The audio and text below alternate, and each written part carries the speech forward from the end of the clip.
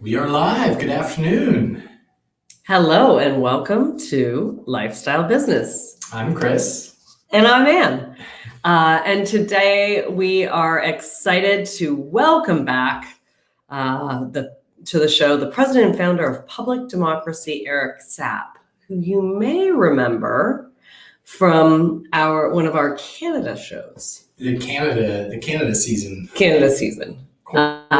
Quarantine in Canada, and we had Eric, and I was commenting to the team about Eric yesterday, and they were like, no, he's the data guy. And I was like, no, he will always be the debate guy for me.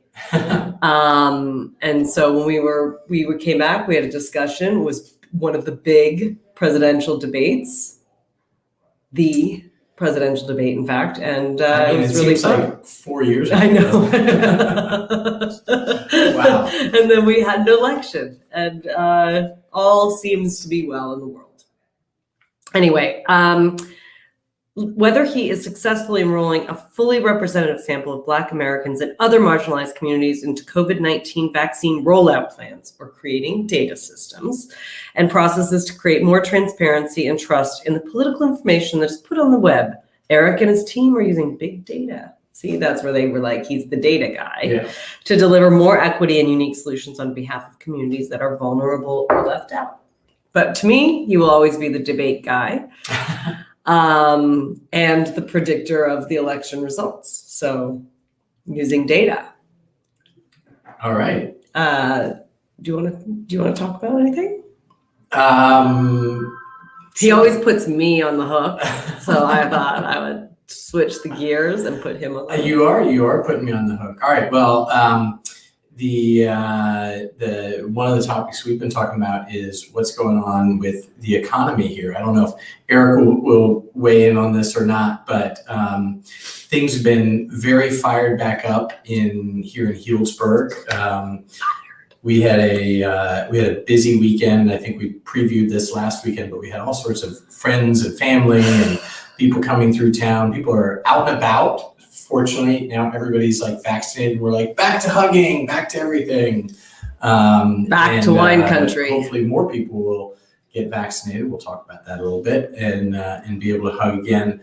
But it's sort of interesting. There was an article in the New York Times this morning about, what's going on with the recovery? Because clearly wine country was full. There's lots of people out traveling again. We're taking a flight next week. Coming to you, Nashville. We're coming to Nashville next week. So people are feeling more comfortable. However, I realized I'm going to have to start paying our mortgage in July.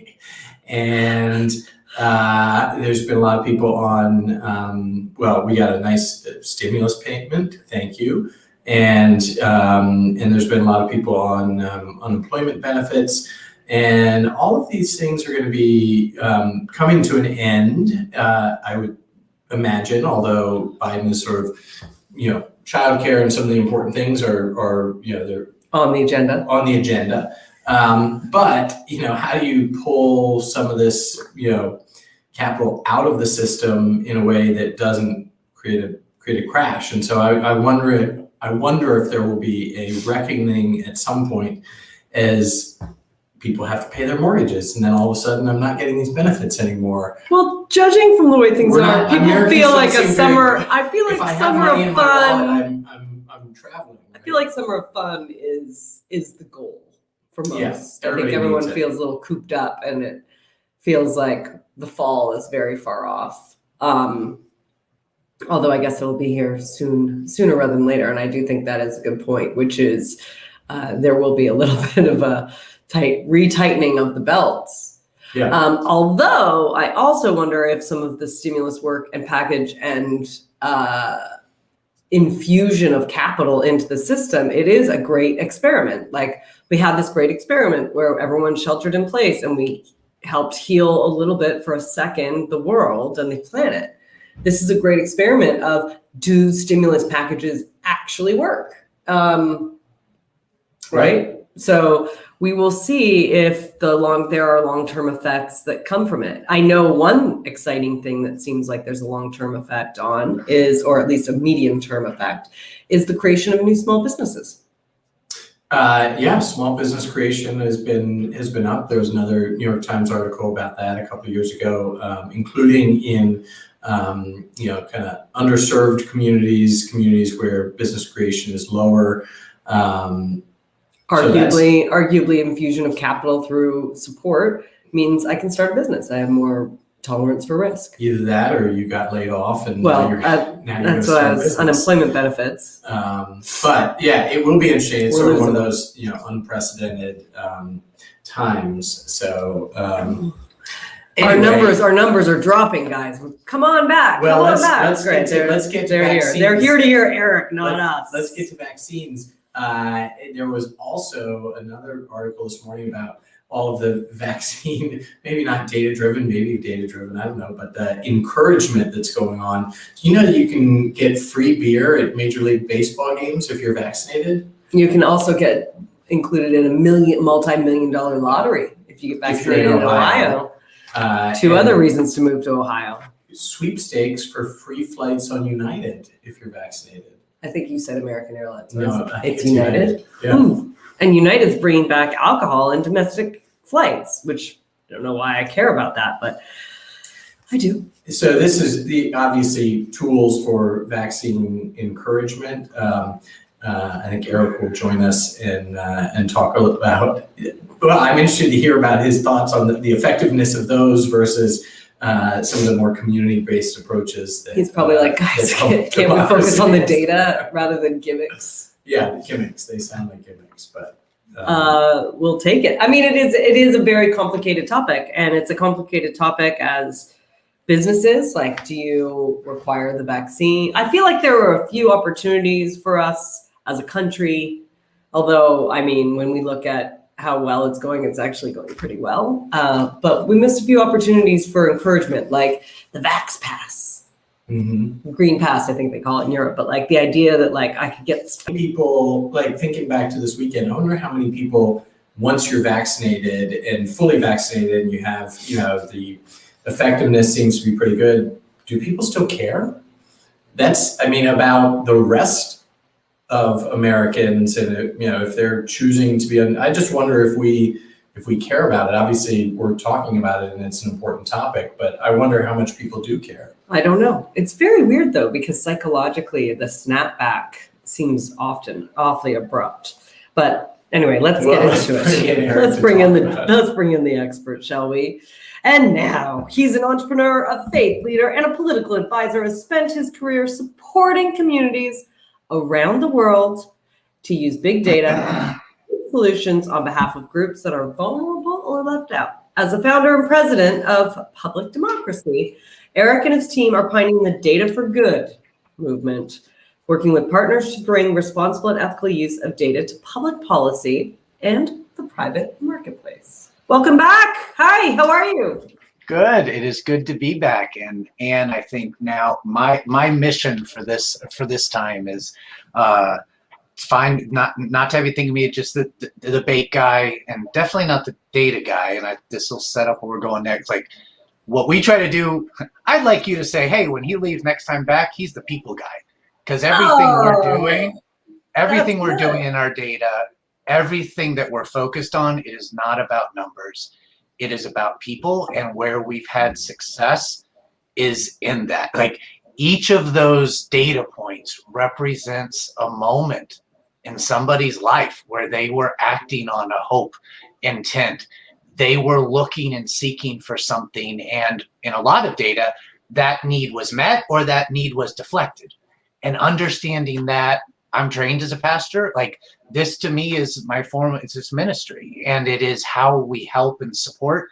We do it by empowering people, and what data is allowed is a new glimpse into kind of public democracy for a reason, into the true democratic intent and hope of our people. We've seen in social media and other spaces how that can be twisted. Democracies can become mobs, but kind of what America's been built on is this belief that if we truly empower, understand the people, we will get the best of the possible outcomes. And so that's kind of what we've been searching after. And in this time of COVID, we've been very blessed since last we spoke. And I say that with a lot of humility and understanding of how many people have struggled through this time, but we've been given this chance to engage in some very meaningful spaces and learn a lot about what drives us as Americans, and particularly what those who have been least valued in our society. So I'm excited to chat about a few of those today. Yeah, and one of the things that I think you've been trying to tackle is just generally the pockets of our society, right, and population that are untrusting, right, or are skeptical of the vaccine, and overcoming that skepticism. And a big part of that is building trust and getting people engaged around that. And so why don't you talk a little bit about the challenge and then how you're getting through that? Well, and it starts for us kind of everything we do. And again, like people say, oh, are you all a data analytics company? Or I said, no, because a data analytics company they analyze the data. We start by saying, where are the holes in the data? What's missing?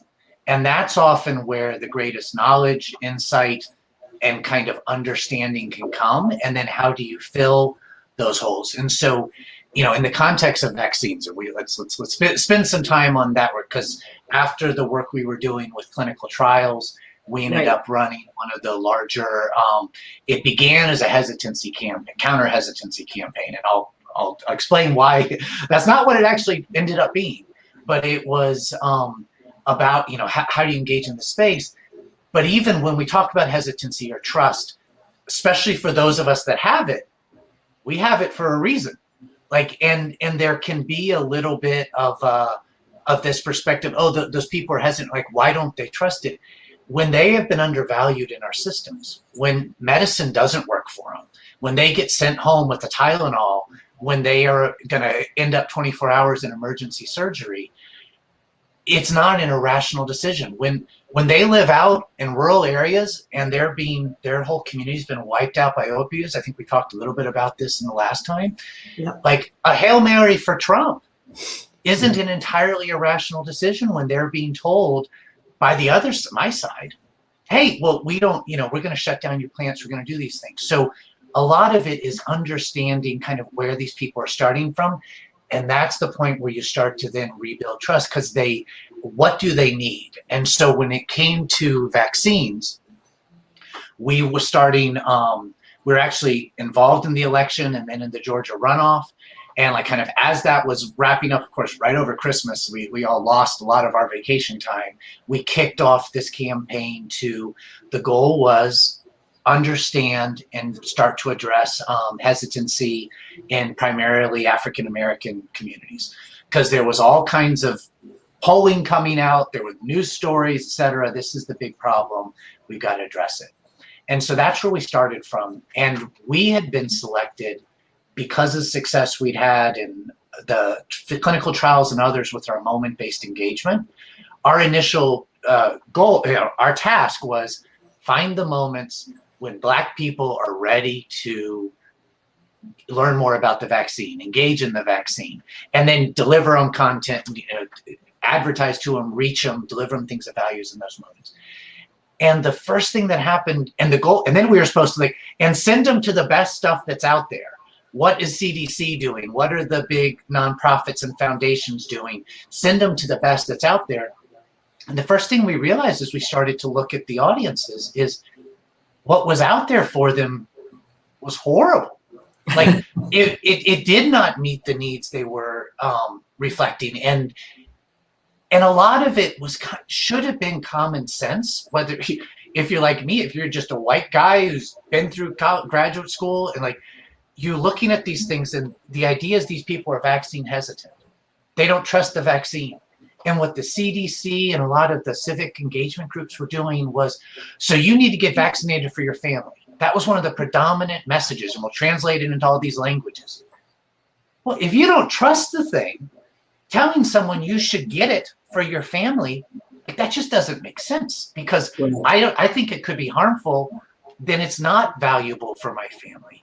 And there was a lot of lecturing at people. And then there were a ton of like 5-page PDFs. Here's everything you need to know about the vaccine. And that's not where people were. So we're like, what do they need? How do they see themselves in this? And even then, there were some incredible stories. This was the first vaccine trial that was fully inclusive. Like after a whole history, if you don't trust the system because you're always left out, we shouldn't tell you that's wrong. Like there's a reason for that. But because it's different this time. Like we were listening. The fact that you keep raising those issues, this one was different. And there was full inclusion. And then also, instead of all the reasons and numbers and facts on how it's safe, again, if you're African American, and even some of the more weird conspiracy theories, did they put something in it? Is there a microchip? Is this going to work for white people, not black people? Yeah, all of that stuff. We're like, look at the people who made it. The lead scientist was an African American woman. And I don't have to say you're wrong to think about this. Again, it's a nudge approach of, I'm not correcting what you believe. I'm just saying, hey, did you see who made the vaccine? Full stop. That's it. Right. And then you decide, like, do you think she'd do that? I'm not going to ask you. I'm just going to let you know, here's who made it. The head of the AMA, providentially, happened to be the first African-American woman, American Medical Association, which was responsible for kind of a lot of the external third-party reviews and pieces. So like, here's the head of the American Medical Association as the vaccine was developed. All of those pieces came out. And that was the approach that we started. And I'll stop for a second, but then there were some pretty cool outcomes that we noted that realized everyone was sparking up the wrong tree back in January on Black hesitancy. Right, because it's like the exact opposite thing is happening, right? Which is a bunch of lectures from people in power positions that are not in your community. And so shifting that sounds like the community talking to the community. Yep. And it was understanding what they needed, understanding where their concerns are, where their fears were. And then the key for us, and this turned out to be transformative on policy as well, was understanding what was going on. That as we looked at the data more and more, we were not seeing hesitancy. We were seeing a lack of urgency. And then another interesting thing as we looked at these different communities, we saw this strange pattern develop when it was broken down by age, that in white communities, you had the older 75 plus, and then as it dropped down, 65 plus were the most engaged, were exhibiting a learning behavior that was going much deeper in, were trying to find out where they could get it. And then there was about a 15-year gap. And then that same pattern replicated itself at the like 35 to 50 age group, which was, you see very quickly, because people are looking for how to get it in states where they don't live. It's the kids who are trying to figure out how to get their parents signed up for this. But that wasn't happening in the African American community. And we're like, that's interesting. Why? And just started digging deeper. And that simple piece, there's a hole here. There's something missing. This is a weird pattern. Why is it? Led us to very rapidly realize the big issue for African Americans was not hesitancy. It was eligibility. And we had this woke racism going on of all these people trying to show how woke they were and how they understood hesitancy and historical problems and all this in the African American community. As we had set age criteria in our country, policy that made you eligible in a way that dramatically skewed racially. So 60% of Americans are white. The first 100 million Americans who qualified for the vaccine, 76% were white because of age. Because age skewed dramatically by demographics. And so at the same time, you had the New York Times and Washington Post writing all these stories about hesitancy is this big trust problem. Let's tell you about Tuskegee and educate everybody. And also highlight there were very real structural issues involved with kind of sign up and access and electronics and like. But what was being lost in this, and this was the real insidious part of it, was African Americans, Hispanics, when you looked at their eligible criteria, as all these stories being written looking at overall population and how they weren't being vaccinated rate overall population. The reasons because of hesitancy from historic racism and lack of access and bad policy in Trump, the people who were eligible, they were actually getting vaccinated rates higher than their share of the population. And it was age. And it was age that progressives and then the Biden administration came in and adopted from the old policy. That's what was driving this. And as soon as you saw that, all of these other pieces started falling into place. And you also realized pounding people who are thinking, I can't get this vaccine for 3 months. Like looking at the schedules, everyone's saying, I'm not going to be eligible. They're not interested in learning about it the same way. So you're wasting your time, you're bothering them, they're not paying attention, you're seeing they're not paying attention. And worst of all, you're teaching the data. People like this, when you advertise, don't want this. And so the internet is learning. I shouldn't show this type of stuff to these people, not because they don't want to get vaccinated, but because they can't right now. And so when they start to be able to, the system has learned they're not interested in it anymore. And this is just a kind of, that's what's been happening in data again and again. These biases that start shape the way we build data, how we connect to people. Algorithms learn off of that. And by the time they learn what people want, and then it just starts creating these built-in systems. So we were able to engage the White House, other leaders, and you know, in early March, the Biden administration changed the policy to remove the age eligibility criteria. And you've now seen a very significant increase in relative vaccination rates. There are still problems. Like, and I don't in any way want to, you know, bypass all the other issues at play.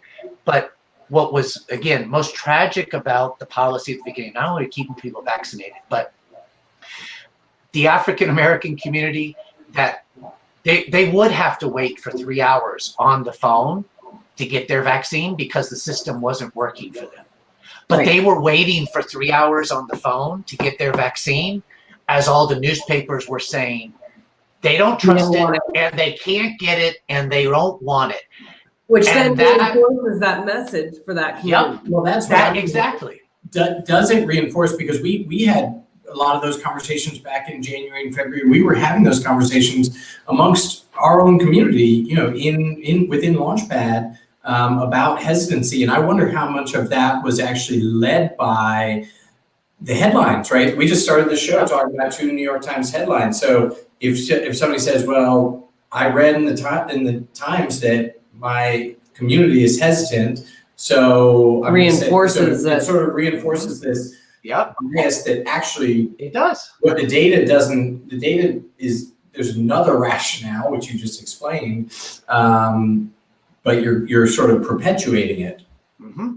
And it is. And we saw also, I mean, what's really dangerous about that is exactly the message that the Russians were pumping into these communities, that the white nationalists were pumping in. Like, this is why, like, I'm just calling it like woke racism. It's for maybe good intent, but it's the same biases that perpetuate these problems. Of the message out of the New York Times and Washington Post was the same that was coming out of RT and Sputnik and out of Stormfront.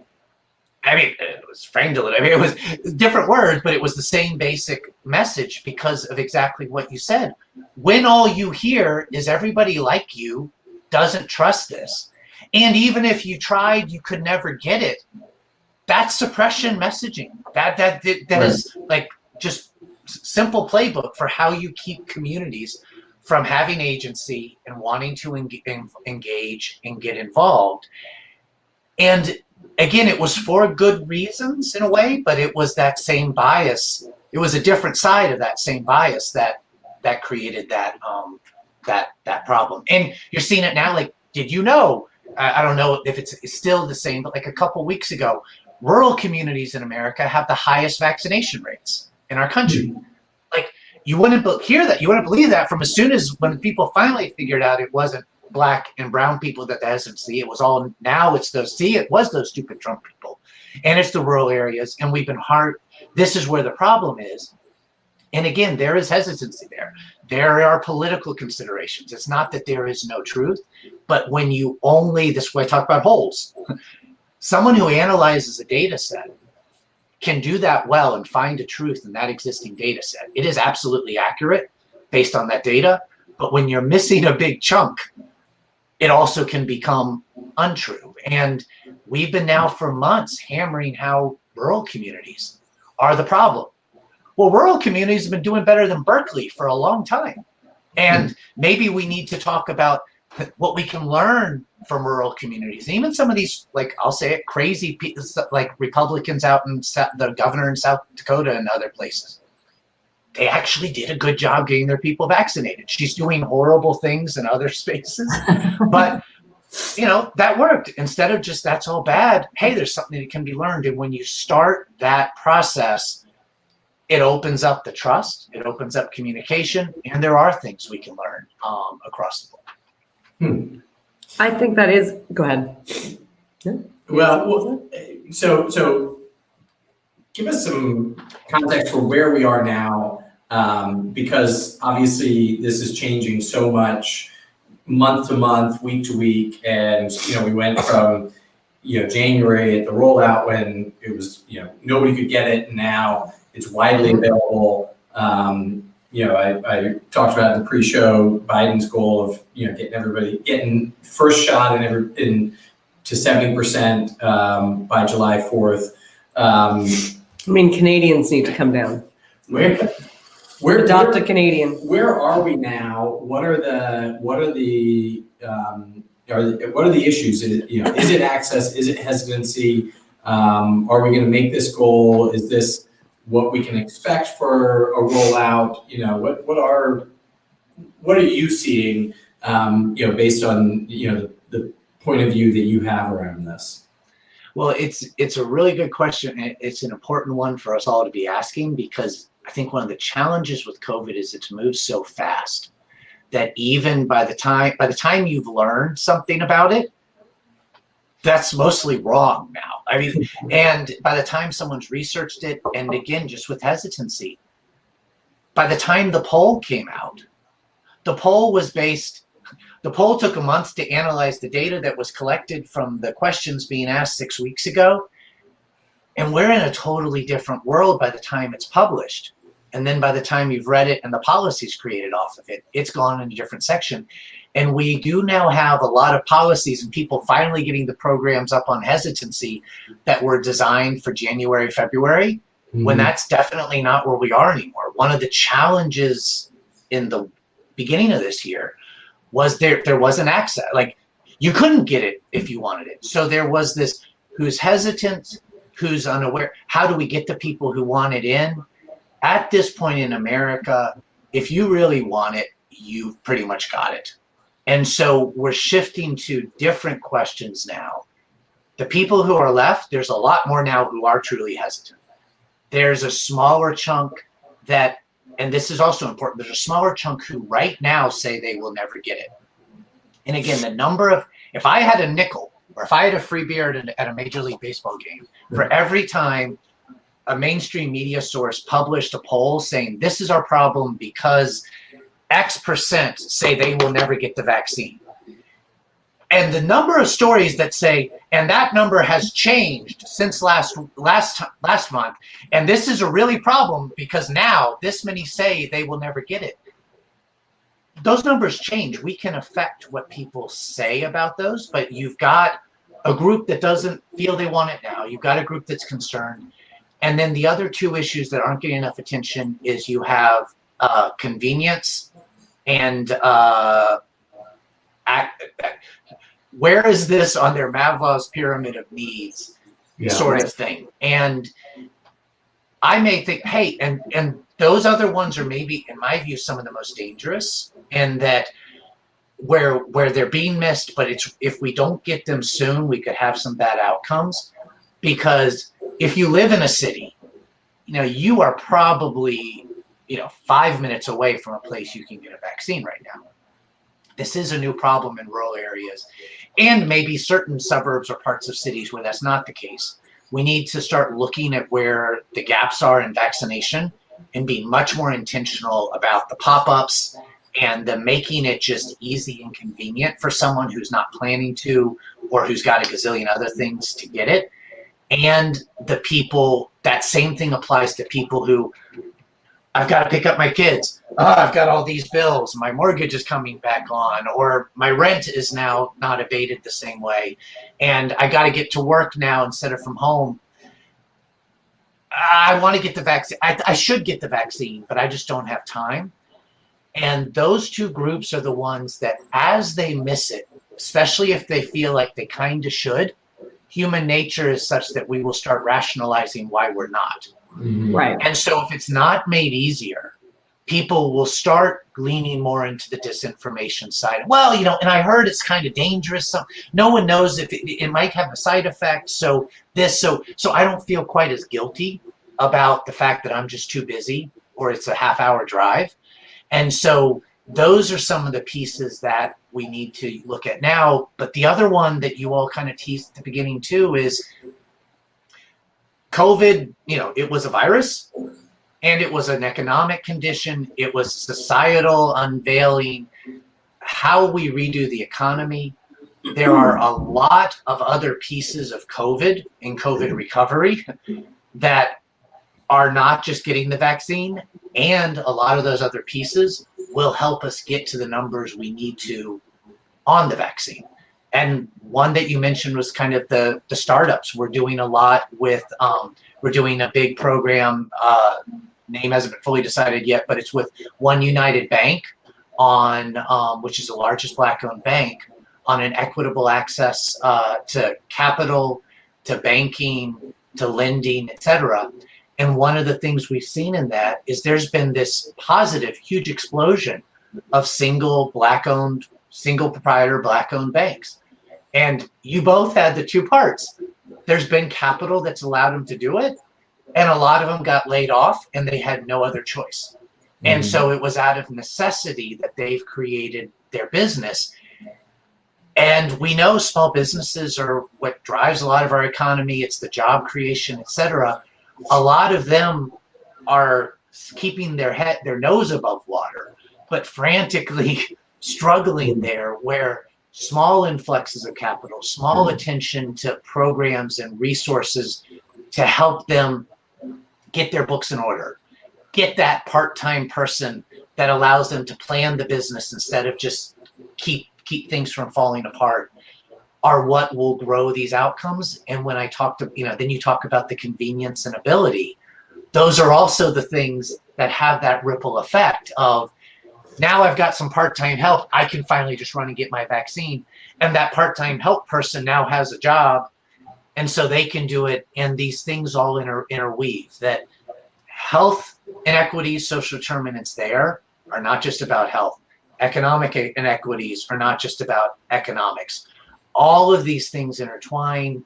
And last piece to this, and a lot of what you all do in the business side, injustice, inequality are horribly inefficient.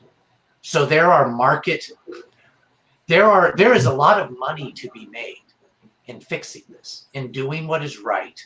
But if you do it the right way, like, there are huge market gaps that are just waiting to be filled. And a lot of potential there to find solutions. I have two questions, and I'm asking on behalf of myself and on behalf of the audience. So sort of a two-parter here. I want to address the spectrum of why people aren't getting vaccinated. So starting with the spectrum of access and maybe inconvenience, or I'm too busy. Do any of those incentives that are sort of created, free beer at Major League Baseball, the governor of Ohio, Lyft and Uber offering free rides, do those things work? I mean, will we get to a point where there is a vaccine passport and there's sort of, disincentives to, it's more inconvenient to not be vaccinated, to go to a concert or whatever it is? And now I want to come to the hesitancy as well, but let's say into the access, sort of, you don't have a problem with it, but you just haven't done it yet. Yeah. So those things work, and they are not the solution. So, and I think part of it is, again, like, they will work for some groups. I mean, and heck, some of these things, like there's gift cards and other pieces for people in like high need. Like that could be what pays for the groceries this month, and that gives a different incentive to go. But one of the other things we've seen, like even with Lyft and Uber, where they can be positive is they create a different feel about this, an opportunity. They also help people move to the point of commitment that we saw, like in our vaccine trials. We offered free Lyft to people to participate. And a lot of people said that they wanted it. So it clearly was valuable to them on the front end. They're like, would this be useful for you? And we were in New Orleans, where there's not good public transportation and not everybody has cars. And so like, that's why it was there. And a lot of people said, yeah, I'd really like this. And then hardly any of them used it. They showed up, but they didn't use it. And what they ended up doing was going with friends, finding other ways to get there. So at the front end, it was the thing that brought them in. It helped them get over that commitment side. Okay, I'm not going to have to worry about that. I can do this. And then as they started to actually think through how they did it, they're like, I don't really need that. There's a better way. So I think there's that broader how do you shift narratives aspect of this. There's this kind of get on board together. A lot of these things bring people together, which is obviously important after a year of isolation. There are certain groups this will work well with. And then there are others who, then there's a lot that it won't matter with. So like that's not going to be the panacea that solves this. Parents not wanting to vaccinate, see the question popping up here. Yeah. So part of this is, I think what we've seen with parents is understanding why, and again, starting in my first job out of grad school and divinity school was I worked on the Senate Health Committee. And I actually, one of my areas was vaccines. This was a long time, this was 2002. But I dealt with the early thimerosal, mercury vaccine hesitancy, a lot of those parents. And it gave me a different perspective on this. Like, these were good parents. And they were parents that were struggling with something that was really hard, and they were trying to figure it out. And part of this is recognizing, like, you're not a bad parent because you do that. You could be creating some problems. There could be some bad parenting decisions that are being made, but most of these parents are doing it because they really love their kids and they want what's best for them. And I was talking to a colleague of mine whose wife was COVID happened, and she got into some of the mommy groups. And it was on the disinformation side, a fascinating case study. One of the women in these chats had a child who had medical conditions that made them that created problems for some of the childhood vaccines. And she went in when her time came up and she asked the doctor, hey, so I'm like, she was a nurse. My kid has this issue. It's negatively associated with this. Like, what should I do? And the doctor immediately came down on her, just like blasting her as an anti-vaxxer, this sort of thing, and like pushed her away. Like, you got to understand the science. These are all safe, boom, boom, boom. And she's like, but I'm looking at some of the science here and I've just got a question. And like, he totally pushed her away.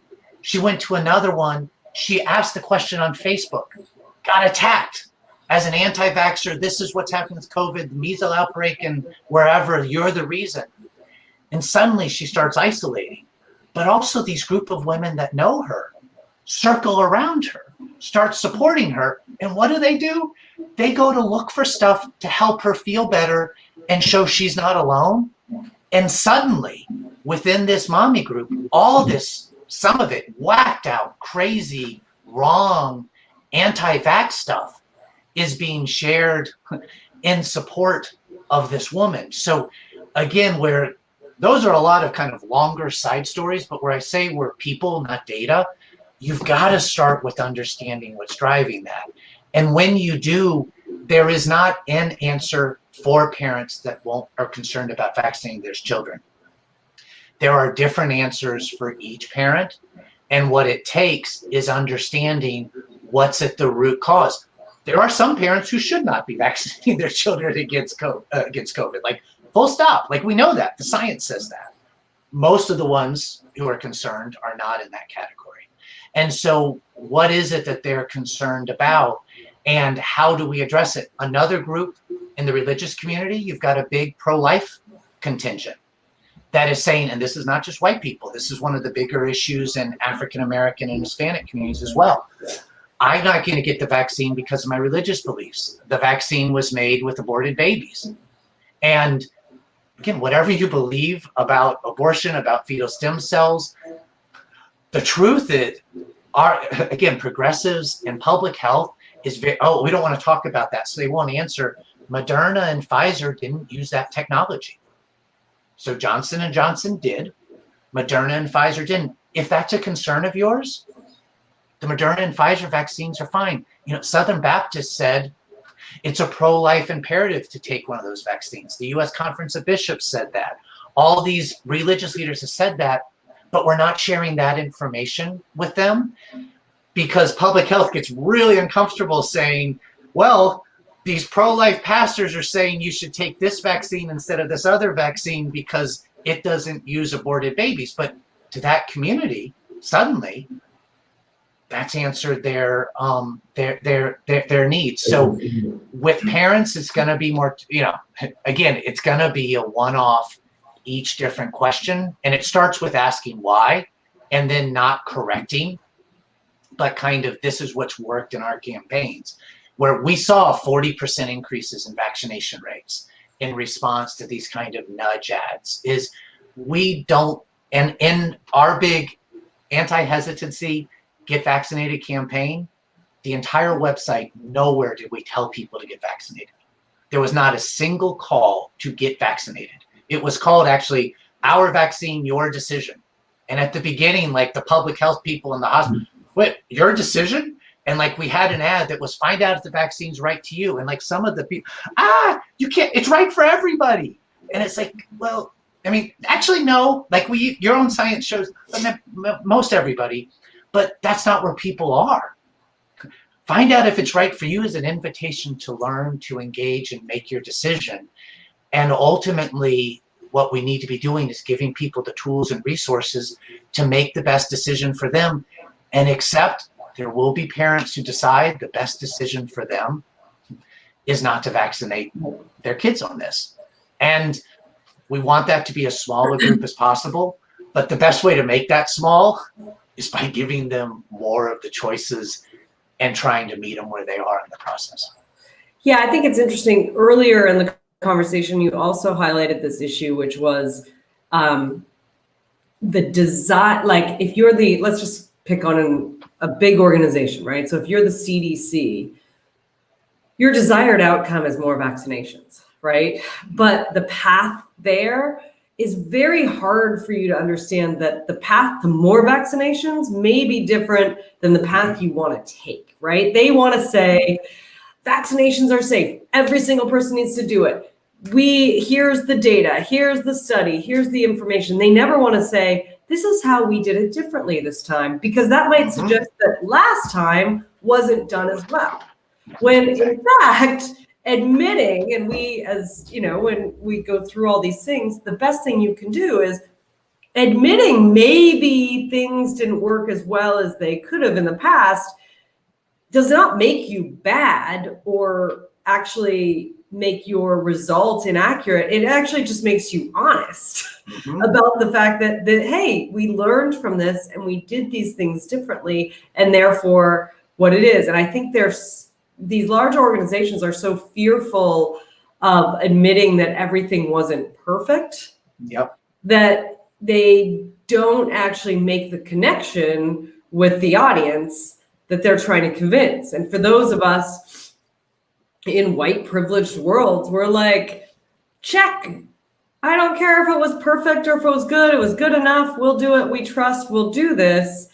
But if you don't acknowledge, like, I didn't do that the best way, then you'll never convince audiences that were the ones who were left out that they should trust in you, right? And I think it's so interesting because, and this is not just in the healthcare area, I think it's in general across any industry, these large organizations, there's so much risk to admit that there's something wrong that they have a hard time admitting. And even, sorry, I'm rambling now, but like even with like the Johnson & Johnson shot, right? Which we got, right? And we had 3 days where we're like, okay, apparently I'm going to explode with a blood clot. But like even that, it was so hard to combat those issues that are normal things that happen in vaccines and normal things that happen in rollout. But like they talk to me a little bit about how you combat that. Yeah. Well, a lot of it again goes to the basic education. One of the things that struck me, everyone was calling like side effects of the vaccine when you had the soreness, the fever, the malaise. And it's like, no, this was proof the vaccine was working. This is your immune response. Like just, Yeah. And I mean, when you talk about they wanting to lecture and educate people, the scientific community has just been, has been horrible about telling these stories and connecting to where people are. And they want to tell them what they need to do. And this struck me again from where I've sit and how I've grown up. One thing we've heard in working with a lot of the different communities of color, everyone's telling them what they need to do.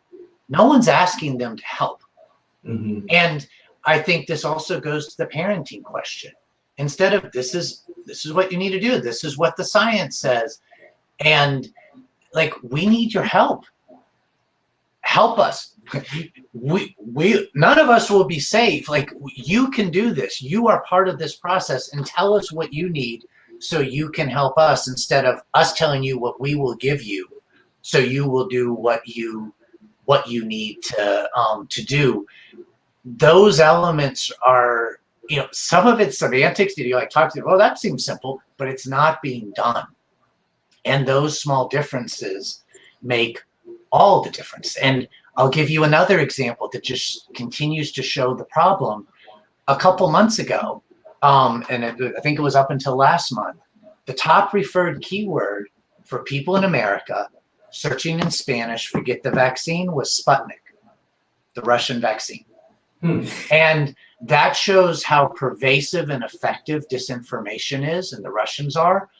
But it also shows what a horrible job public health, civil society, and even some of the advocacy groups for those communities are doing, actually meeting those people where they are. Because when an algorithm decides someone searching for this wants a Russian vaccine that isn't available in the US, it's because those needs of the people searching are not being met in a simple enough, easy enough way by the resources that are out there. The positive side of that is there's not a lot of dwell on that content.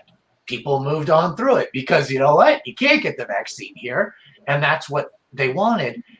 But it also showed, like, that was one of the tactics we used in our campaign. I want to find Spanish-speaking people in America who want to get vaccinated. I'm running ads on Sputnik. Right. Mm-hmm. Right. But like, we shouldn't have to do that.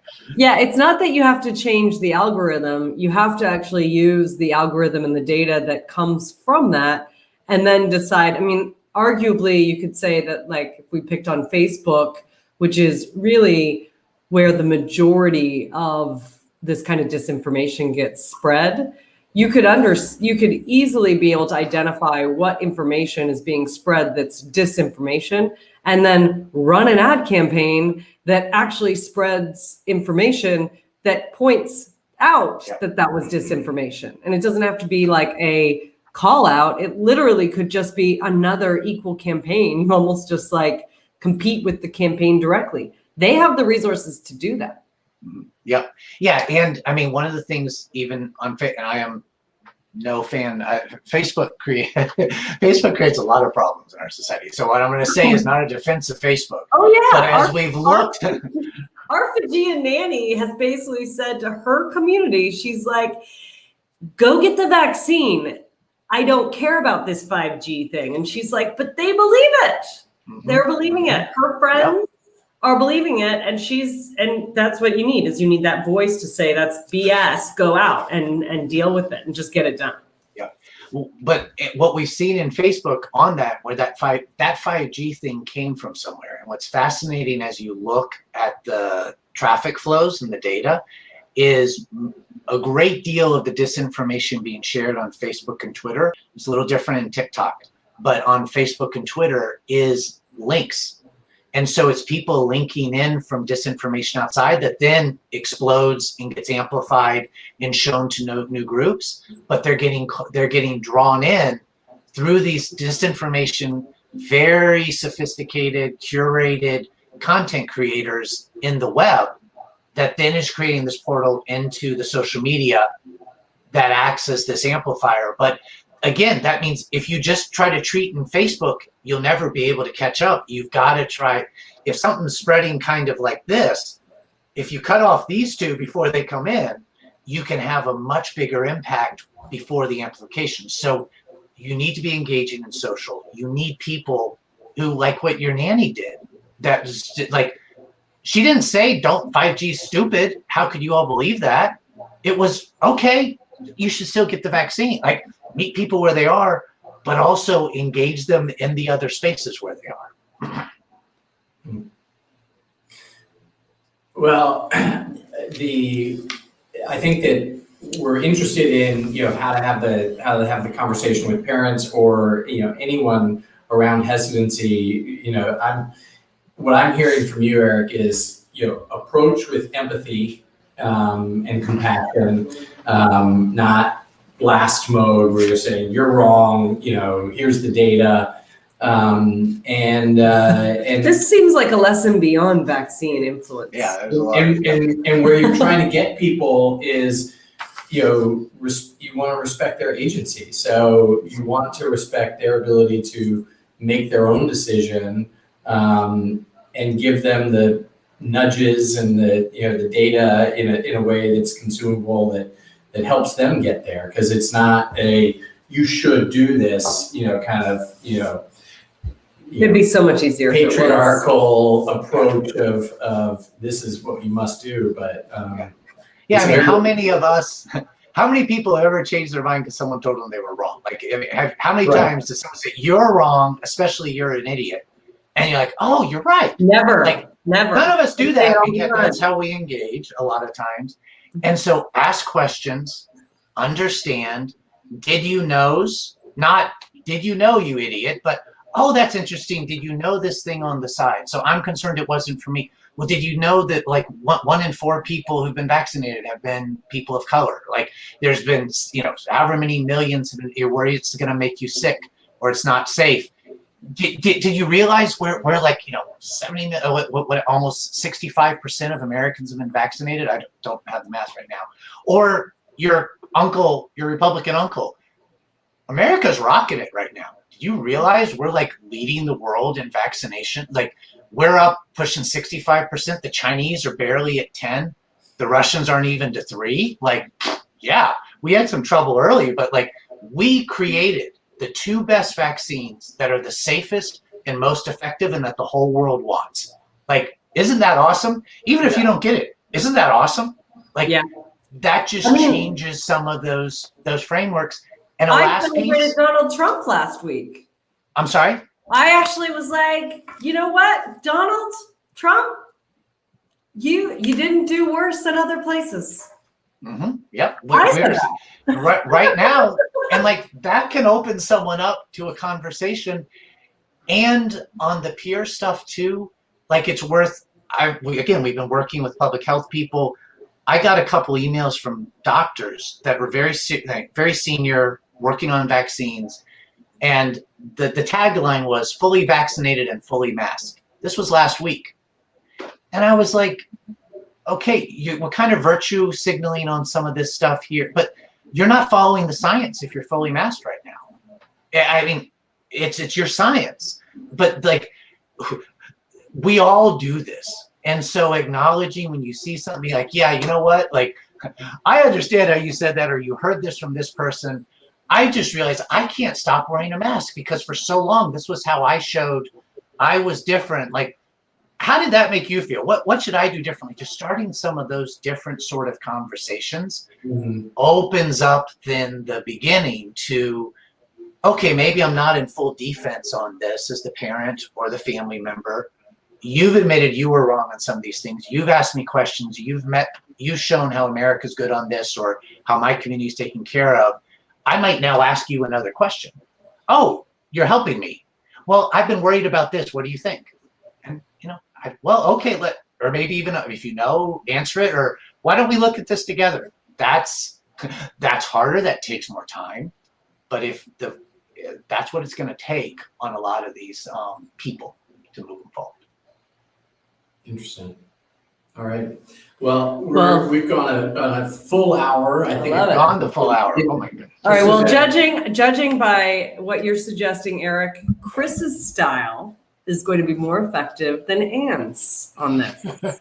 I mean, I was thinking the whole thing. I'm thinking is this is exactly how I work with entrepreneurs, because entrepreneurs are have a different point of view, different perspective, and approaching it with empathy rather than saying, no, you should not start the business. You should go to college, then you should become a lawyer, then you should make money and raise your family. And well, that doesn't sound like me either. Most people don't want to take that path. Nope. I used to concentrate. Nobody likes to listen to this. Should. No one would go on a date and try to get a second date the same way we try to convince people to take actions in public health and other stuff. Like, let me tell you all the good things about myself. And here's what you need. Like, if you're a guy and wanted a second date, like, so tell me about yourself. And like, you're trying to find that point of connection. We all know this inherently. Yeah. But then we kind of flip that switch when it comes to policy issues or arguing that turns off. Everyone has these skills. Right. I mean, if we all just acted like we were on dates, I think marriages would be more successful, businesses would be more successful, right? Eating at a restaurant would be more enjoyable. We should just treat life like we're on a date. Treat life like a perpetual date. It's a good thing that your dad used to always say that to you. Never let the wooing end. That's right. Mm-hmm. That's a good. Yep, that's good advice. Definitely for marriage, but kind of for all of our relationships. Yeah. Well, with that, never let the wooing end. Could be a summary for vaccine hesitancy. Eric, thanks so much for being with us today. We'll let you go. So fun. You'll always be the people person to me now. Okay, very good. Mission accomplished. Y'all have a wonderful afternoon.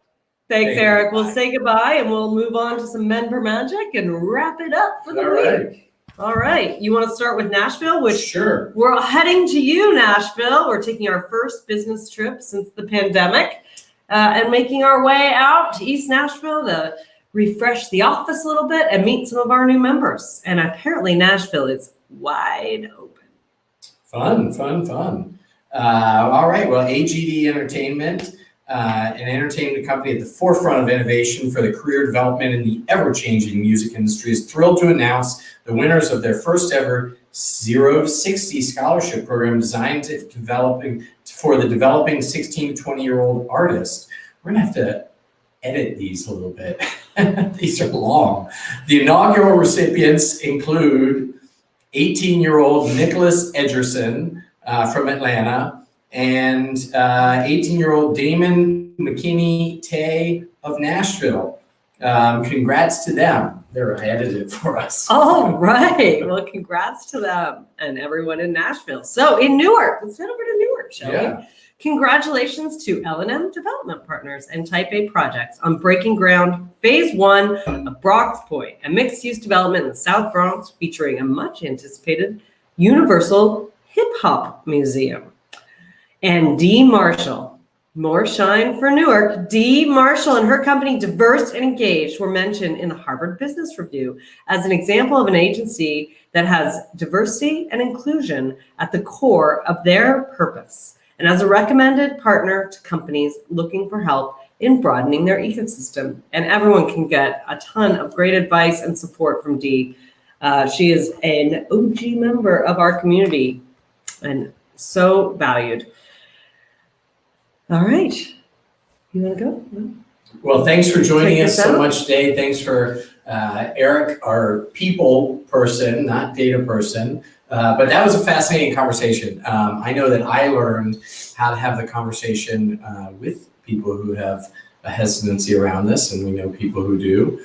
And it's an approach with empathy and understand what the concerns are and try to deliver agency to them rather than telling them what they should do. All right. So we look forward to seeing you next week on a show with a special member of our Newark community. All right. Thanks so much. So long, folks.